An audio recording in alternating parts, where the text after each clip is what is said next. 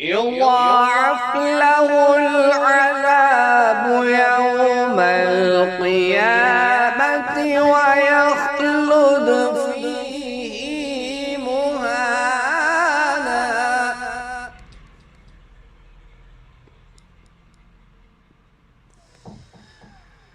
إلا من تاب وآمن وعمل عملا صالحا فأولئك يبدل الله سيئاتهم حسنات وكان الله